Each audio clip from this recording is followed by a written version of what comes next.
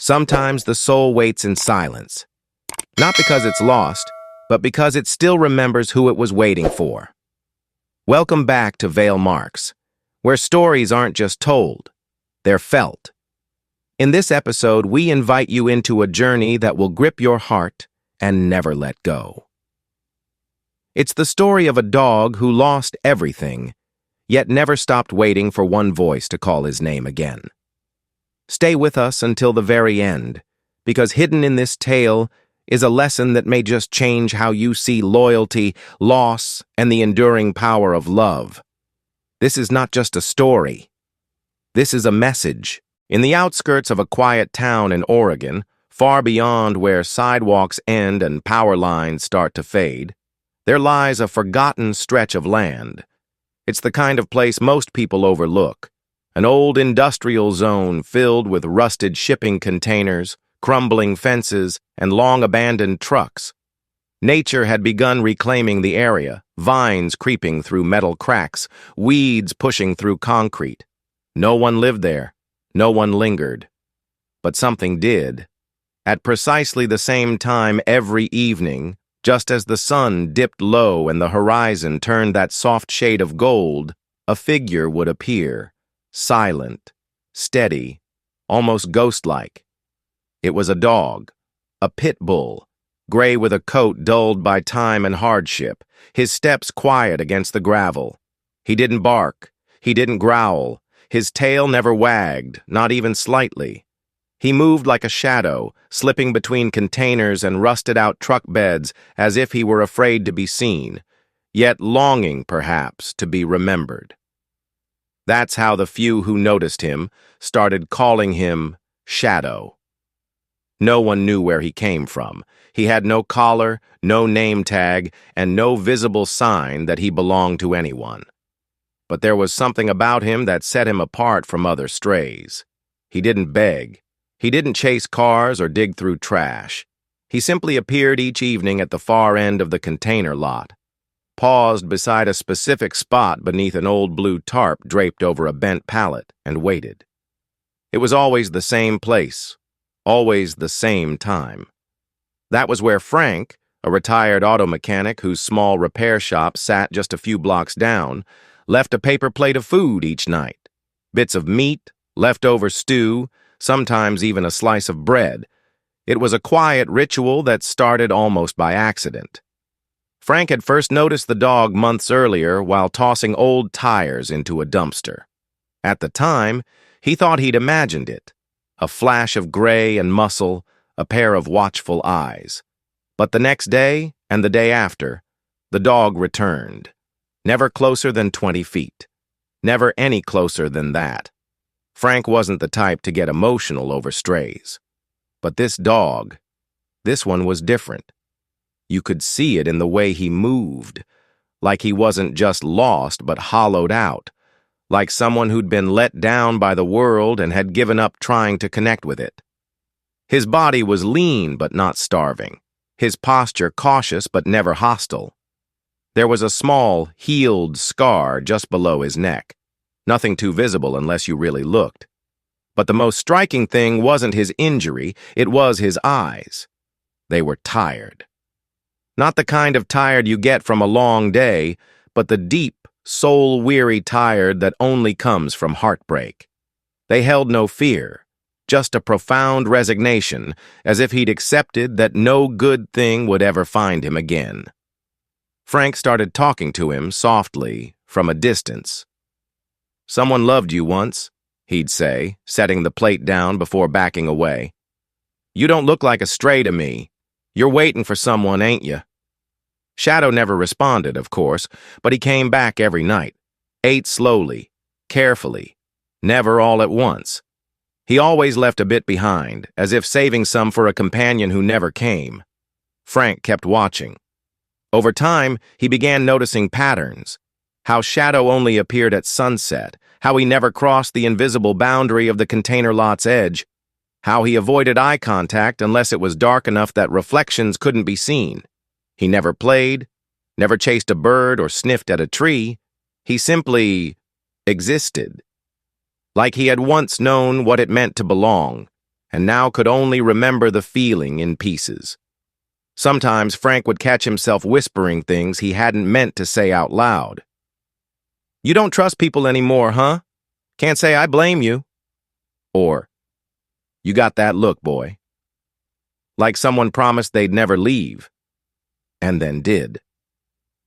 Other times Frank wouldn't say anything at all.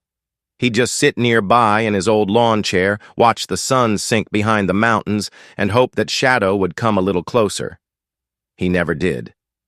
The neighbors started asking Frank why he kept feeding that stray.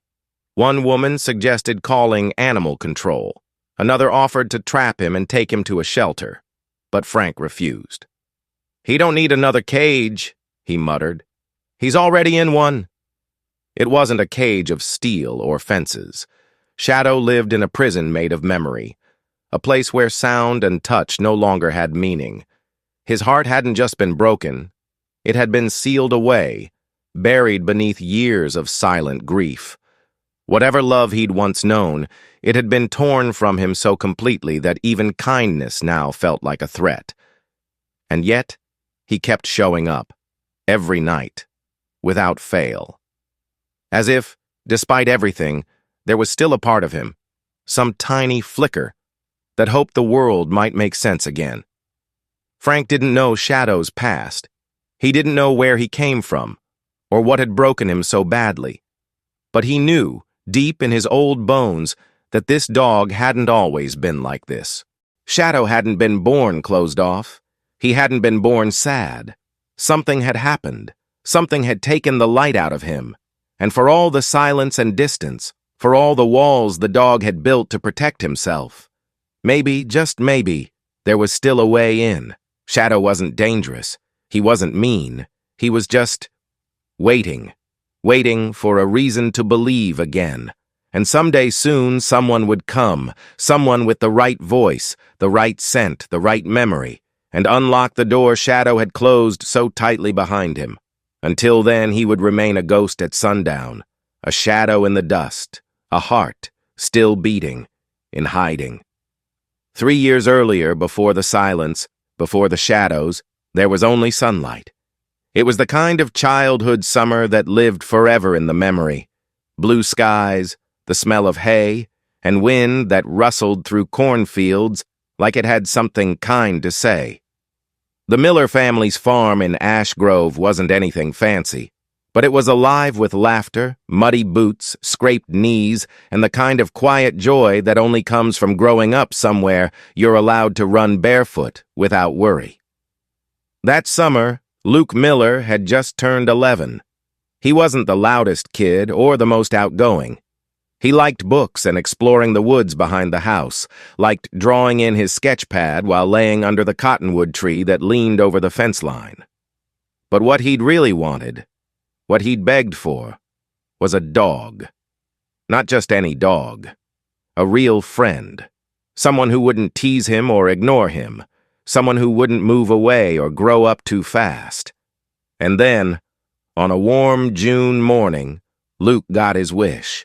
His father pulled into the driveway with a crate in the back seat. Inside were 6 Pitbull puppies from a neighbor's litter, healthy, curious, tumbling over each other in a wiggly pile of fur. But in the corner, curled up tight and quiet, was one that didn't join the chaos. Smaller than the rest, with big eyes and a white patch on his chest shaped like a crooked heart. Luke crouched beside the crate and didn't hesitate. He didn't reach for the boldest or the loudest. He pointed to the quiet one and said, "That one. That's the one." They named him Benny. That night, Luke dug through his dresser drawer until he found an old square of red burlap fabric. It had once been part of a school project, but to him it looked like a cape. He folded it into a bandana and tied it gently around Benny's neck. "You're my best friend now," Luke whispered into his ear. "Okay? Just you and me." Benny was different. From the first moment he entered Luke's life, he seemed to understand more than a dog should. He never barked without reason. He never wandered far. He followed Luke like a shadow and slept curled at the foot of his bed every single night. Luke would sometimes wake up to find Benny resting his chin on his chest, just watching him, like he was making sure his boy was still breathing. When Luke cried, whether from scraped knees or the quiet hurts no one else could see, Benny was there. He would nudge Luke's hand gently, then lick the tears away like they were nothing more than raindrops. One afternoon, when a snake slithered too close to the chicken coop, Benny darted out with lightning speed, growling and barking until the threat was gone. Luke's parents praised him like he was a hero. But Luke wasn't surprised. To him, Benny always had been one. They had their spots: the big tree by the fence where Luke would draw and Benny would nap, the little hill overlooking the pond where they'd watch dragonflies dance in the sunlight, the fallen log deep in the woods where Benny once chased off a raccoon and came back looking very pleased with himself. They were a team, a quiet, unbreakable pair. And then, it happened. It was late summer. The sun had begun to stretch a little lower in the sky. The cicadas hummed louder in the afternoons. Luke was helping his mom collect tomatoes in the garden when it started, just an ordinary moment. Benny spotted a squirrel, let out a short bark, and took off into the woods. It wasn't unusual. Benny always came back. But that time he didn't. Luke called for him, again and again, for hours. His parents helped search the woods until it was too dark to see. The next morning they tried again, and the morning after that. They left bowls of food by the tree, printed flyers with Benny's photo, a smile on his face, the red scarf still tied around his neck. They called shelters, knocked on doors, posted online. Nothing. It was like the woods had swallowed him whole. Luke changed after that. He still smiled, but it rarely reached his eyes. He still went to the big tree, but now he sat alone, sketchpad untouched. His drawings stopped for weeks. Then, one day, he drew a dog, small, with a crooked heart on his chest. And he wrote one word beneath it: wait. He kept Benny's scarf, folded it neatly and tucked it under his pillow. He told his parents he didn't want another dog. Not ever. And they didn't push. They could see what had been taken from their son wasn't just a pet. It was his trust, his sense of wholeness, his belief that the world was fair and that love didn't just disappear without a trace. Benny hadn't run away. Luke believed that, with all his heart. Something had happened. Something terrible. And that not knowing was what haunted him most, because how do you grieve someone who might still be waiting for you? So Luke held on, quietly, painfully, in the way only children do when they love something too much to let it go. Every time he passed the woods, he looked. Every time he heard the rustle of leaves, he paused. A part of him, no matter how small, still believed that one day Benny would come bounding back, red scarf flying, tongue out, eyes bright. But as the seasons changed, and the scarf began to fray beneath his pillow, hope began to shift into silence. Luke stopped checking the woods, but he never stopped remembering. And somewhere, far beyond where the trees ended and the city began, a gray dog with sad eyes and a faint scar beneath his neck walked the world like a ghost, his heart holding on to the echo of a boy who once whispered, "You're my best friend." He had believed him. He still did. He walked for miles. No leash, no collar, no destination, just the steady rhythm of 4 tired paws hitting gravel, dirt, pavement, grass. The world blurred past him, towns that bustled, farms with barking dogs behind fences, highways roaring with movement. But he kept going, pulled by something invisible, or maybe pushed. From the quiet hills of Ash Grove, the dog once known as Benny made his way through nearly 70 miles of Oregon back roads. He didn't know the names of the places he passed. He didn't care. He didn't stop long enough to be noticed. And no one stopped long enough to care. By the time he reached the edge of a forgotten industrial zone on the outskirts of a larger town, the red scarf around his neck had long since fallen away, snagged on some bramble or lost in a river. His fur had dulled, dusted with dirt and ash. The bright eyes that once watched dragonflies beside a boy were now clouded, not with illness, but with absence. He wasn't really looking for something anymore. He had simply stopped expecting anything at all. The container yard became his territory, not by ownership, but by surrender. Rows of rusted metal boxes stood like silent sentinels, stacked 3 high and forgotten by time. A few broken-down trucks sat in the far corners, their tires deflated, windows fogged with grime. It was quiet there, still, just the way he needed it to be. Every evening he would crawl out from beneath the collapsed tarp, covering an old forklift, stretch his aching limbs, and walk the perimeter. He avoided the lights, the cars, the people. When he heard footsteps, he froze. When voices approached, he retreated. He had nothing to offer and nothing to say. He had become something less than a dog, a ghost, perhaps, a living shadow of something that once mattered. He had no name, at least not anymore, until Frank. Frank was a retired auto mechanic who ran a small repair shop a few blocks from the yard. He was in his late 60s, widowed, gruff in manner but soft in the way only people who've lived through heartbreak can be. One evening, while tossing out a crate of scrap metal, he spotted the dog near the edge of the fence, just standing there, watching him. For a moment, Frank thought the dog might come closer, but he didn't. He just stared for a while, then disappeared behind a stack of rusted barrels. But the next day, he was back. Same time, same spot. Frank wasn't sure why he started leaving food. Maybe it was the way the dog's eyes followed him without fear, without hope, like he wasn't asking for anything but wouldn't refuse if it was offered.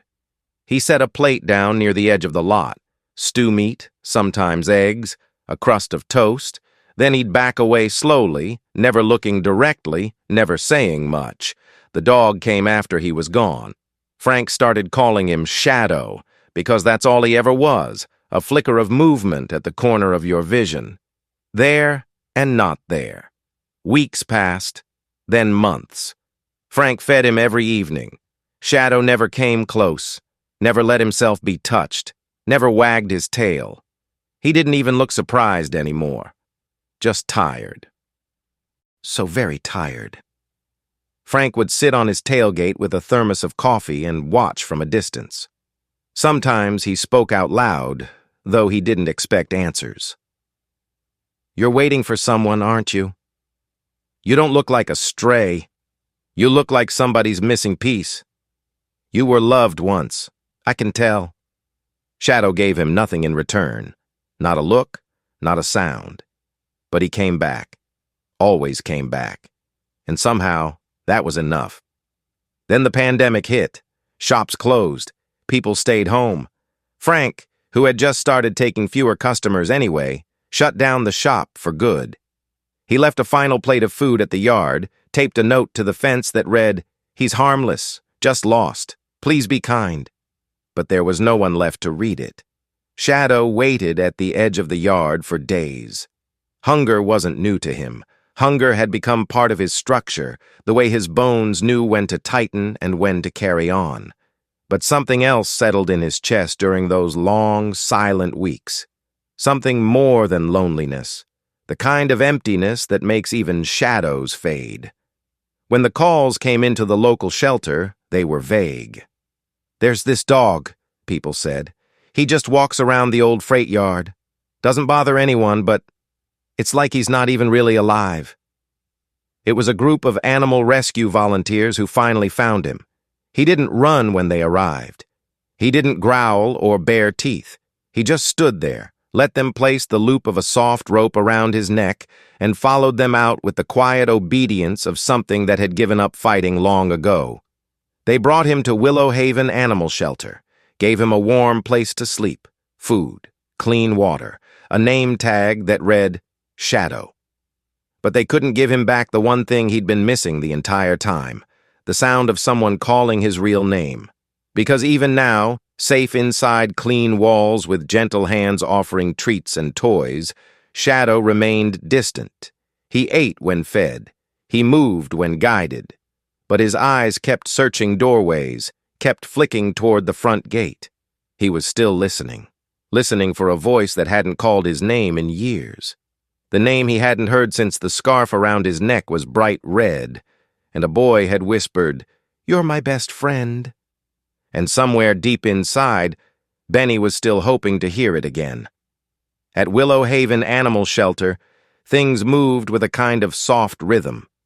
The dogs barked, the volunteers laughed, and the air always carried the smells of kibble, bleach, and hope. Most of the dogs responded quickly to kindness. Some were shy at first, others loud and chaotic, but in time they all came around, tail wags, sloppy kisses, eager eyes scanning each new face that walked in. But not Shadow. Shadow didn't bark, he didn't growl, he didn't flinch, he didn't wag his tail. He simply existed, curled up in the farthest corner of his kennel like a statue carved from silence. Jessie, the youngest volunteer at Willow Haven, noticed him right away. Not because he made a fuss, but because he didn't. She was 23, soft-spoken but persistent, with a way of crouching low to speak to the dogs as if they were equals. The staff usually gave her the easier dogs, the ones who'd be adopted quickly. But when she asked about the quiet Pitbull in Kennel 12, the other volunteers hesitated. "That one?" someone said. "We call him Shadow. He's been here a while. Doesn't really respond to anyone."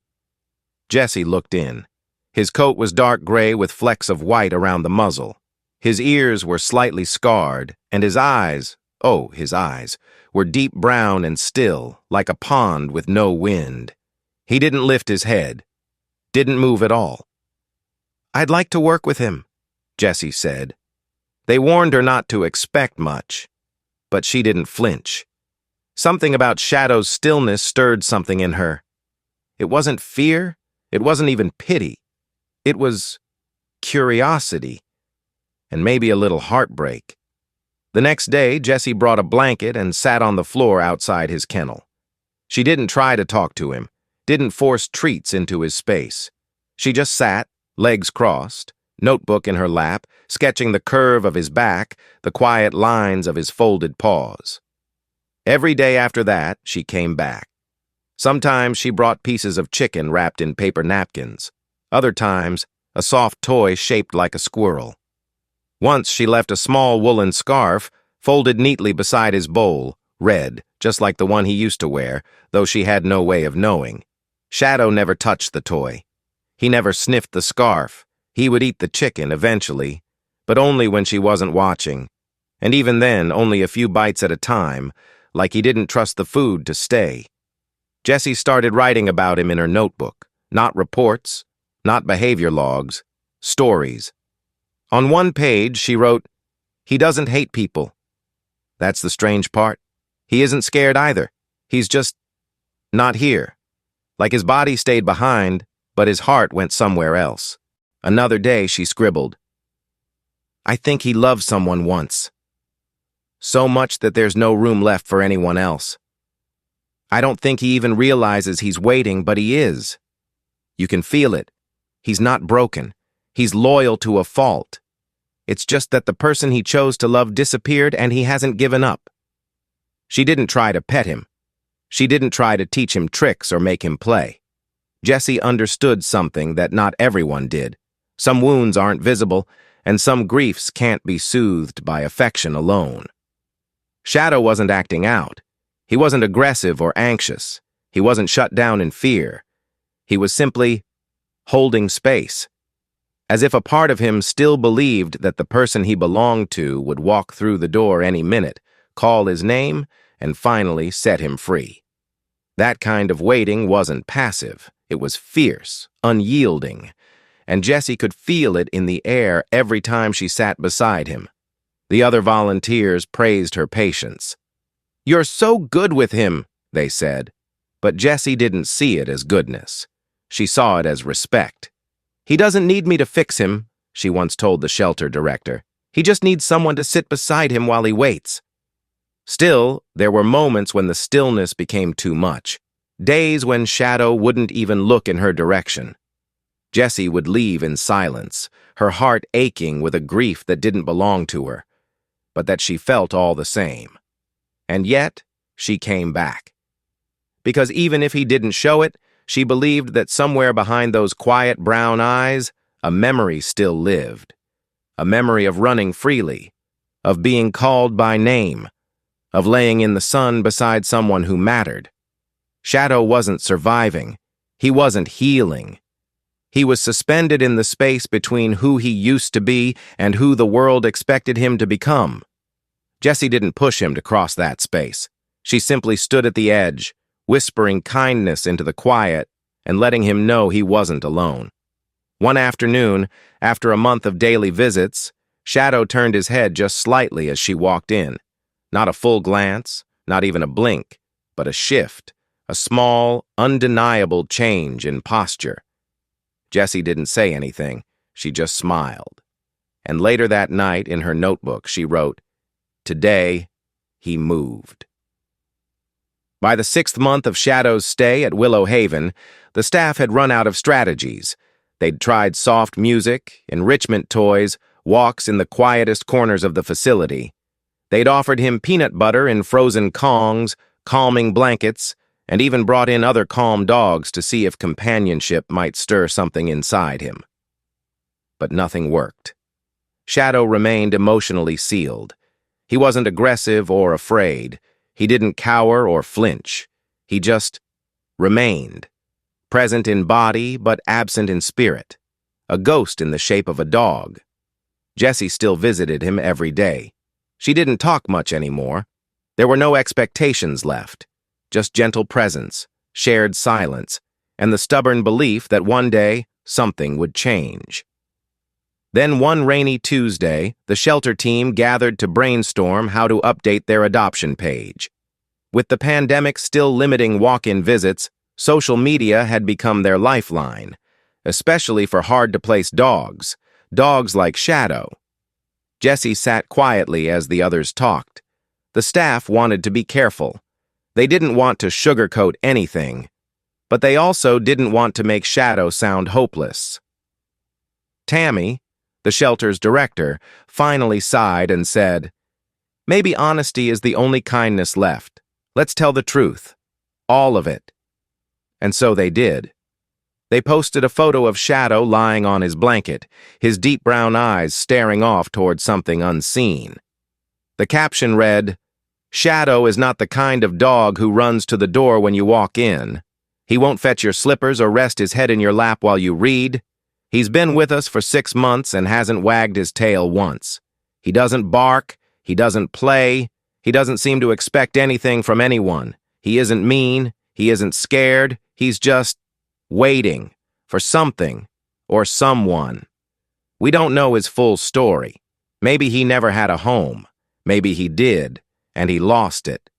But there is a sadness in his eyes that no vet or trainer can explain. We don't know if he'll ever be the dog you dreamed of, but we believe he still deserves a chance. He deserves peace. He deserves kindness, even if he doesn't know how to return it yet." Jessie was quiet for a long time after the post went live. She kept rereading the words that felt honest but also final, like they were closing a chapter before it ever had a chance to open. They expected the usual: a few likes, a handful of shares, maybe a kind comment or two. Shadow had never gotten much attention online, but this time, something was different. Across town, a boy was scrolling through Facebook on his phone, sitting cross-legged on his bedroom floor. His name was Luke Miller, and he had just turned 14. He wasn't supposed to be on social media yet, not officially, but his mom had let him create a private account to follow local shelters and animal pages. He still did it, even after all this time, even after his parents had gently told him more than once that Benny probably wasn't coming back. But hope doesn't always listen to reason. Luke paused when he saw the photo. There was something about the dog, something in the way he lay so still, in the way his ears sat, the faint scar below the neck, the white patch across the chest. just a little off-center like a crooked heart. And those eyes, they weren't just sad. They were familiar. Luke's hand trembled slightly as he zoomed in. "Dad," he called out.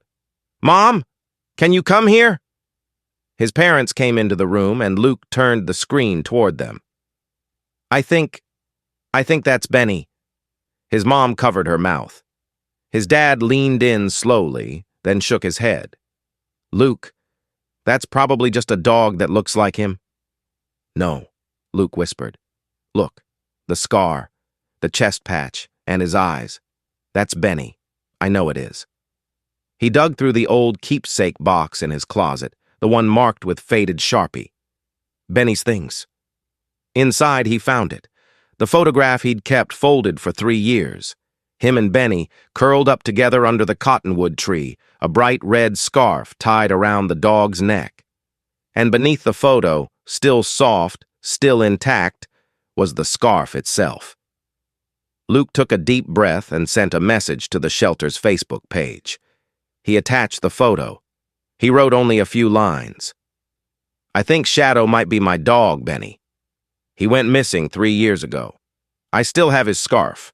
I'd like to come see him, if that's okay." At the shelter, Jessie read the message in stunned silence. Her heart skipped once, then again. She opened the photo. She stared at it for a long time. There he was. Young Benny, eyes bright, tail mid-wag, red scarf vivid against his gray coat. But it wasn't just the markings. It wasn't just the scar or the chest patch. It was the expression. The way he leaned into the boy with the kind of devotion you can't fake. The way his body curved around the child like he'd found his place in the world and never wanted to leave.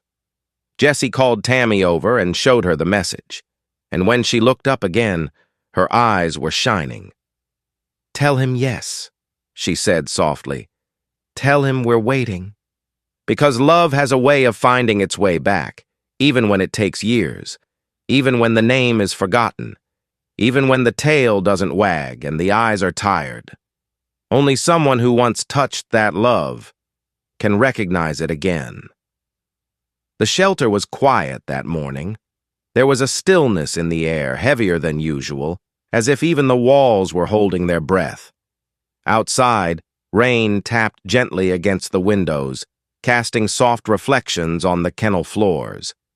Jessie stood by the front desk, cradling her clipboard with fingers she hadn't realized were trembling. She had barely slept the night before. Her mind had played and replayed the photo the boy had sent, the red scarf, the wide grin on the dog's face, and the unmistakable light in his eyes. It was hard to reconcile that vibrant creature with the silent figure curled up in Kennel 12. Still, she hoped.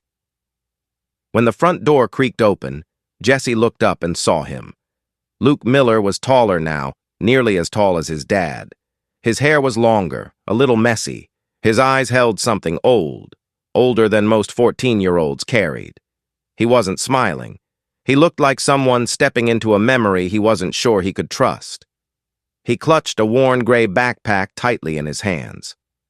"Hi," he said softly. Jessie nodded. "He's in the back. We've kept everything quiet this morning, so it's just us. Are you ready?" Luke hesitated. Then he nodded. As they walked down the hall together, the other dogs barked excitedly from their kennels, paws scratching, tails thumping, but not Shadow. Not a sound came from Kennel 12. He was lying in the same corner as always, his head resting on his front paws, his body still and distant. He didn't look up, didn't shift, not even when the footsteps drew near. Jessie unlocked the door and swung it open slowly. Luke stepped forward. Shadow didn't move.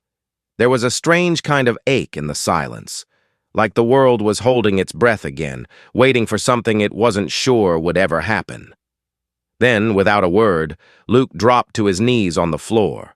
He unzipped his backpack, reached inside, and gently pulled out the thing he'd kept for 3 years, the old red scarf. It was faded now, the edges frayed, the fabric soft with time, but it still held its shape. It still smelled faintly of hay and summer, of soil and sunshine. Luke reached forward slowly, giving Shadow plenty of space. He didn't force anything. He just whispered, "Hey, buddy. I kept it for you."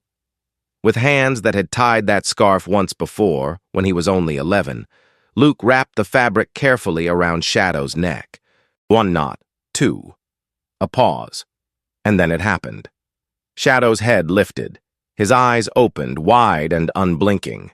He stared at the boy in front of him, and for a moment, there was no sound, no movement, no certainty, just a flicker of something ancient and sacred and buried. A sound rumbled low in his throat, half growl, half cry. Not anger, not fear, recognition. His body stiffened, then shuddered. His ears perked, his nose twitched, and then, like a dam breaking, he let out a long, trembling howl. Not loud, not wild, just raw, real. It rose from his chest like it had been waiting for years to escape. Then, in one motion, Shadow, Benny, launched forward, colliding into Luke's chest with a force that knocked the boy slightly off balance. He buried his face into Luke's shoulder, whining, crying, licking, his tail wagging so fiercely it slammed against the kennel wall like a drum beat of joy. Jessie gasped. Her clipboard clattered to the ground. She pressed her hand to her mouth as tears welled up and spilled over. She had never seen him move like that, never seen him feel like that. Benny didn't stop. He licked Luke's face with frantic, wet devotion, circled him, then returned to nuzzle against his chest again, pressing his weight into the boy's lap as if to say, "Don't leave me again. Don't ever leave me again." Luke held him tightly. "I missed you," he whispered. "I never stopped looking." Benny whined again, curling his body as close as he could, tail still wagging like it might snap from the force of it. The red scarf hung loose around his neck, slightly crooked but perfect in every way. In that moment, no one could deny the truth. Shadow had never been a broken dog. He had been waiting, not for kindness, not for comfort, but for someone who would call him by the name his heart still remembered, the name that meant home. Jessie wiped her eyes and stepped back quietly, giving them space. She didn't need to speak. She didn't need to understand how, after all this time, one voice could awaken a soul that had gone silent. She only knew what she saw. A boy and his dog, reunited not by chance, but by the unwavering thread of love that had stretched across miles and years, untouched, unbroken. Sometimes love doesn't vanish. It doesn't die. It simply waits, quietly, until the right voice says the right word at the right time.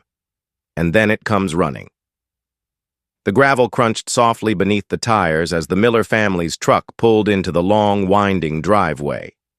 The trees swayed gently in the late afternoon breeze, and the golden fields surrounding the farmhouse shimmered under the touch of spring sun. Everything looked just as Luke remembered it.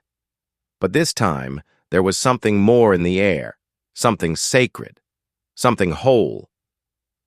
In the back seat, Benny sat quietly, his body pressed against Luke's leg, eyes wide, ears alert.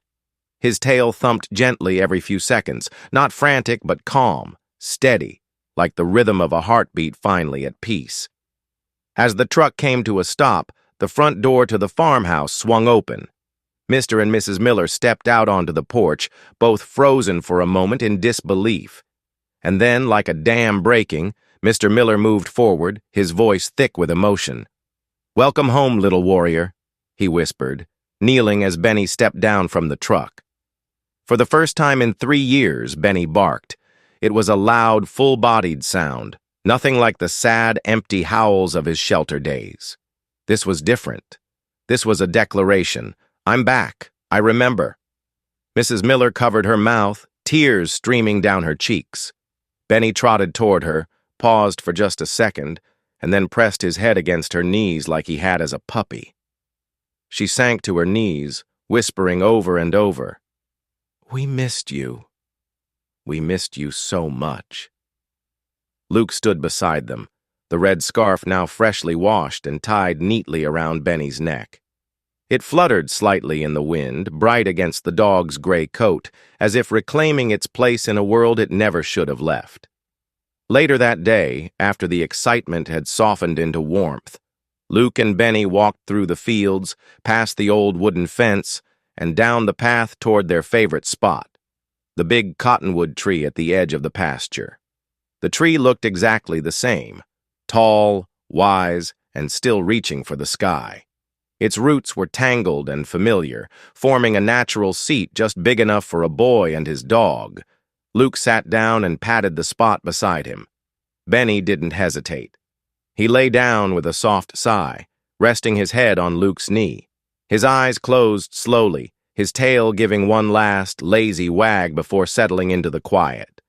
It was here, 3 years ago, where they used to sit in the evenings. Luke with his sketchbook, Benny with his head in the grass, watching clouds pass and birds dart between branches.